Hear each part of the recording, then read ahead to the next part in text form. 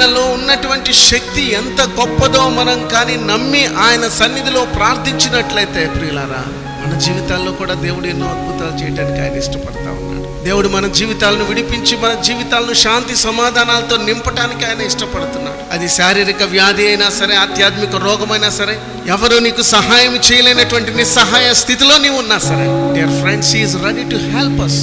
ఆయన మనందరికీ సహాయం చేయటానికి సంసిద్ధంగా ఉన్నాడు. కానీ మనం ఎందుకు ఆ సహాయాన్ని పొందలేక ఎలా వచ్చేమో అలానే నువ్వు వెళ్ళిపోతున్నావు. సంవత్సరాలు జారిపోతున్నాయి, జీవితం చరమదశలోనికి వచ్చేసావు, నీ జీవితం ముగింపులోనికి వచ్చావు, కానీ జీవితంలో మార్పు లేదు కదా. దేవుడు మన జీవితాలను విడిపించి మన జీవితాలను శాంతి సమాధానాలతో నింపటానికి ఆయన ఇష్టపడుతున్నాడు. అది శారీరక వ్యాధి అయినా సరే, ఆధ్యాత్మిక రోగమైనా సరే, ఎవరు నీకు సహాయం చేయలేనటువంటి నిస్సహాయ స్థితిలో నీవు ఉన్నా సరే, dear friends, he is ready to help us.